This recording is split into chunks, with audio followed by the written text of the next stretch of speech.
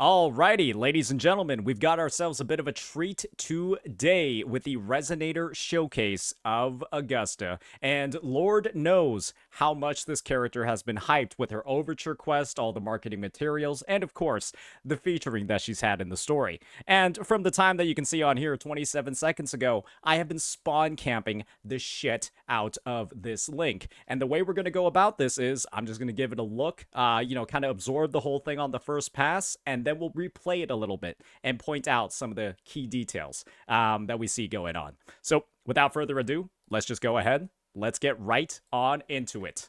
A sharp blade. There was once a rough lump of iron, dull, forsaken, buried in scorched soil. Oh my gosh.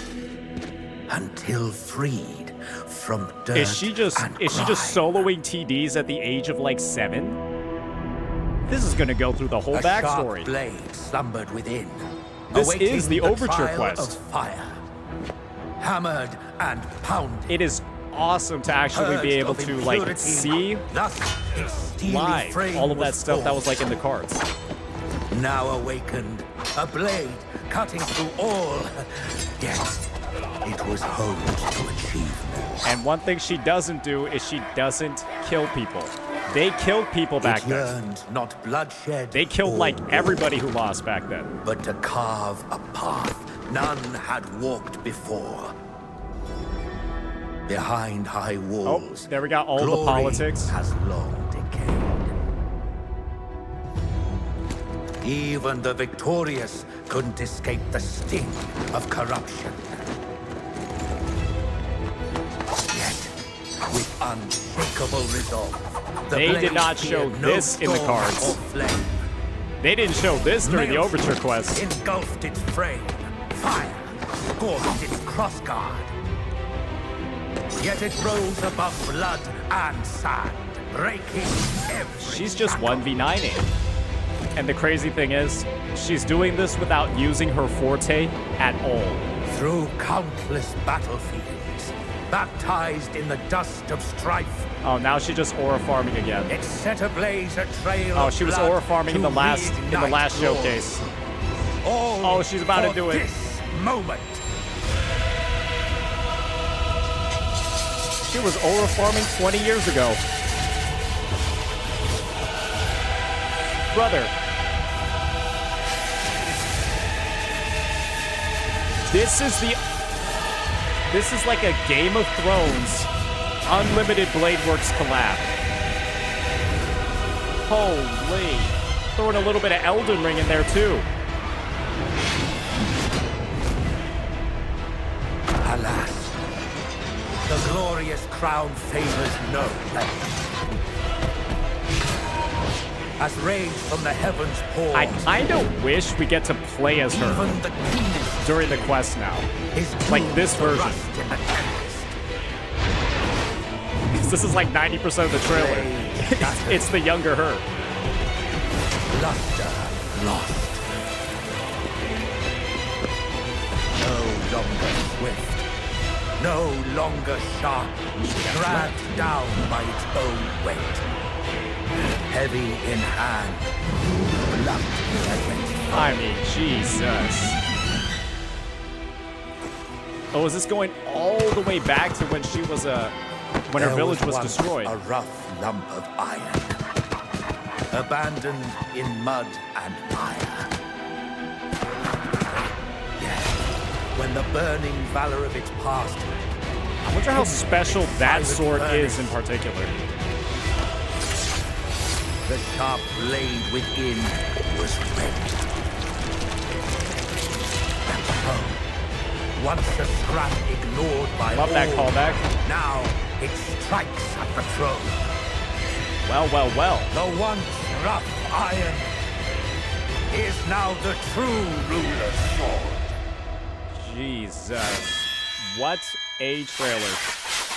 And now they're going to use that same outro that they used in the combat showcase. I mean, hell, when it looks this good, I would use it again as well. Stir once more. She will raise this sword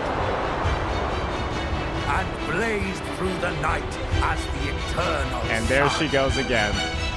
There she goes again. Another bit of extra aura farming.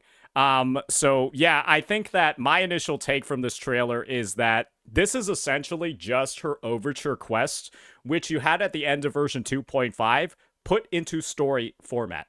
And the thing is, I think Kuro took like a massive, I'm gonna be honest, kind of like a risk with how they sort of played this one out, given the fact that you don't really see much of Augusta, at least in like the present state, right? You don't see very much of this. All you see are kind of like the past versions of herself.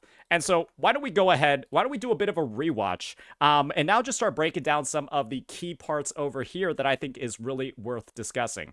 So we kind of like open up over here with like this frame of her going ahead, right? Killing this TD, this wolf TD. I'm assuming this is like the very start of like the loss of her village and how she ends up actually going to Septimont, joining the Aegon, all of that. And the fact that they did this whole sort of like callback to her first fight ever as she's, you know, like slicing up the underbelly of this wolf and then using that as the finishing move of her fight again, the finishing move of her fight with Arsenosa, I think is absolutely amazing.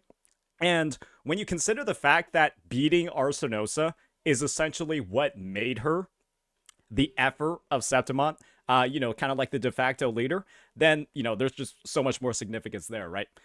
And I really liked how they started breaking down, right? All of the kind of like political intrigue that's going on behind the scenes. They showed the fact that she's a bit more of like a merciful sort of contestant in these trials versus, you know, a lot of the other people where, you know, they'll just kind of like, you know, kind of like kill their opponents after the match. And you can explicitly see her showing some mercy over here. And it makes a lot of sense why Septimont in the modern day kind of goes for like those 2-on-2s. They have the fight with the Echoes, and everyone's kind of just, you know, it's a little bit more like friendly fighting, friendly competitiveness versus like life or death in the arena.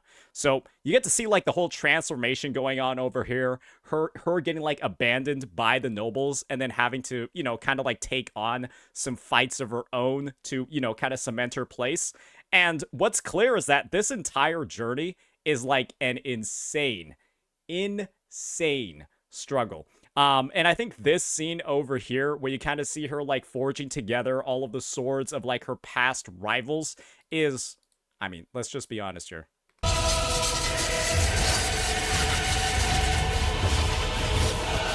This scene alone is a better Unlimited Blade Works collaboration than the entirety of Honkai Star Rail 3.4. Like this scene alone where you see the swords like flying around, and then this scene over here where you see the swords make the Wuthering Waves logo. I'm gonna be honest. Part of me is thinking that like the Wuwa devs, Kuro Games, saw all the sort of like missed potential and just wanted a way to like do it better. Because holy moly, I'm just thinking about how much of a missed opportunity it is that they didn't have a bunch of swords making the HSR logo for the collab. This honestly to me is like kind of just one of the most like iconic moments that we've had in like just Wuwa history as a whole, because it is just, it's like a great blend of like nostalgia, also originality and creativity. That to me is just like, it's a beautiful combination. And I'm super excited to see more because these seem to be two of the most like, I mean, the other character we have coming up in version 2.6, right? Yuno, she's kind of like fate themed as well. If you know about, you know, like Rin and Ishtar, that sort of stuff. Sky's the limit for the next Resonator showcase that we're going to be seeing, and I'm very excited for it. Last thing, of course, is kind of like the way that this greatsword is looking, the way that the greatsword is formed. I really want to see like some sort of like personal kind of like advancement of her forte ability, because they just can't stop talking about the fact that this character is like kind of like weak in the sense that her forte doesn't actually assist her that much in combat. And I want to see some sort of like lore progression to see her more than like a bit of like a, you know, just doing everything with like her own physical capabilities. I kind of almost want her to develop a superpower. And that's why I'm telling everybody that I think Augusta might turn into the next Sentinel Resonator of Renesita. My take is that Cartithia is gonna kind of like give up the power of like the Thenodian slash the Imperator, and then it's gonna be kind of like up to who's the strongest, who's the most capable as a leader in the Renesita region to take on that mantle, right? Because I think Cartithia is kind of like finished, right? After those 20 years that she spent locked in a tower. And who else is more capable of wielding a power like this than somebody who's done everything in their life without, really using a power? Because let's just be honest here. All her forte is doing right now is making a big sword. And I think it's no lie at all. I think it's completely intended that they're showing her using like a regular basic ass sword to kill this, kind of big but medium-sized wolf. And then Augusta's just using a bigger sword over here to beat Arsinosa, who's, literally gigantic. And so it's just kind of like her making a bigger weapon for a bigger enemy. And again, kind of still just using only her physical powers. So yeah, it's being able to see like this entire progression, this entire journey that this unit has taken to, go from here, right? Her humble beginnings, all the way to here. What can I say? This is like the hero's journey symbolized in the game. And what better way for the hero's journey to cap off than to become, super powered and get that second awakening. So yeah, that's what I'm predicting for here. Overall, awesome trailer. Once again, fantastic job by Kuro Games. And I can't say this enough. They seem to be getting better every time. And I am just really blown away by the risk, the creativity, and the willingness to go above and beyond and try out new things when it comes to these showcases. And this is a great example of it here. All right, that'll be that. Let me know what you all thought about this one. Peace.